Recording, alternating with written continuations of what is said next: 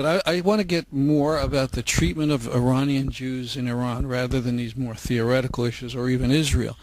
I mean, again, going back to this charge that there's more precursors to genocide in Iran than any past genocide.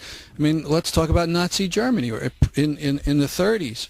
The things that were going on there, you know, Jews not allowed to go to synagogues, or Jews being attacked constantly in the press, verbally in the beginning, people beaten up on the street, lynched, boycotts of Jewish shops, anything like that going on? We saw nothing even remotely resembling. In fact, we were at Friday night service, worshiping with a very packed synagogue. You know, just there's only Orthodoxy, of course, in elsewhere in the world other than in the U.S. And so women were separated from men on opposite sides of the temple. But I mean, there was no indication of any repression that we were able to see. And you know, I'm interested in the way you moved from what the speaker said at this conference, because I would challenge, you know, what are the things that are in place in Iran that are so likely to lead to genocide? And here we have the members of parliament talking to Americans who did have the opportunity to say to them, we're in danger, whatever.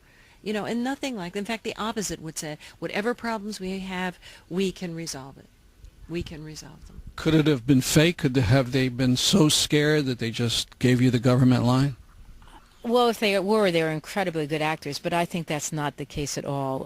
There was no sense of any constriction in what they were saying. And actually, at the end of our stay, we came back to Tehran and we participated in a conversation that included clerics and included one of the Jewish leaders that we had met with earlier to talk about common themes within the religious traditions. So they obviously were very they were friends. I mean, it just can't see anything that would have in any way indicated any constraint on what they could say. The current member of parliament for the Jewish community is a man, I would say, late 60s, maybe early 70s, and he's the only one of his siblings who has remained in Iran. All of his other siblings have emigrated here to the U.S., and it seems to me that, you know, that there are, I mean, there's enough Iranian immigration here. Los Angeles has over 100,000 Iranians that, and I'm sure many of them are Jews, because a lot of Jewish Iranians have moved since 1979 and before. There's been a large immigration to this country and elsewhere in the world, and it's an issue for Iranian Jews in terms of being such a minority, and so it's a great concern for the Iranian Jewish community there. But it seems to me that word could get out to family members that people are in trouble. So, you know, it's a very strange. It's a very strange. All right, I don't want to belabor the point. One last thing, though. Is the government trying to push Jews out of Iran? We were told, actually, that the emigration had decreased in recent years. So, if so, they're not doing a very good job. We also were told explicitly that the condition of Iranian Jews was nothing like how it was being represented in the United States.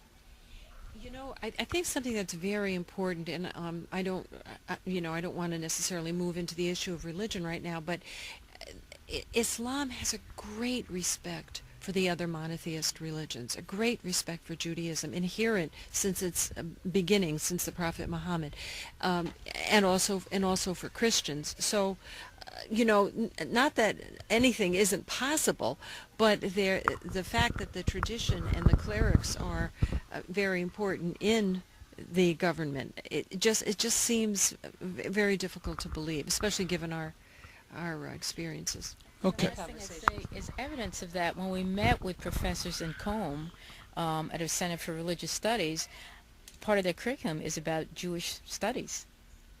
They teach about Judaism, so and Christianity and the other religions. So. Okay. Now, I cut you off before. The famous quote, I guess you were going to get up to that, about the president of Iran and what he said about Israel. Now, what are they saying about what he said? Well, the quote has to do with what? Wiping Israel off the map, something of that sort. Juan Cole, we've actually heard, I've read and heard from different scholars, U.S. scholars, commenting on this statement. And one of the things that's pointed out is that there is no such idiom in Farsi or in Persian that allows for wiping some nation off or wiping some nation on off the face of the earth.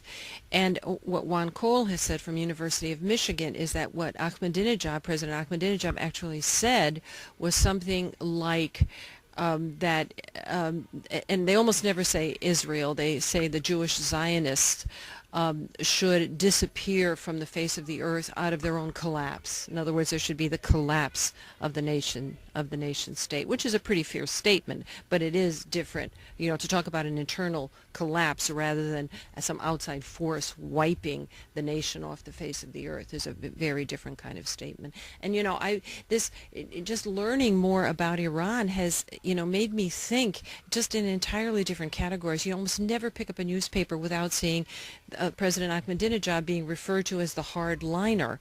And it occurred to me, what if every time President Bush's name was mentioned, he was referred to as the hardliner, or Senator Lieberman from our own state as the right-wing Senator Lieberman? You repeat that over and over and over again, and an impression is made. Is there? I mean, neither of you speak Farsi, but did you get any sense of signs against Israel? I mean, are there death to Israel demonstrations that you know of that they have? I don't know. There was nothing that we got any sense of about that. We did hear that people would say death to America, but we didn't hear anybody talk about death to Israel. And actually what we learned from, again, these leaders from the Jewish community was that Jews from Iran can travel to Israel. There are no restrictions on their being able to travel to Israel and come back from there. So the distinction really that they were making, that as their understanding of the government's relationship to Israel is between Zionists and Jews.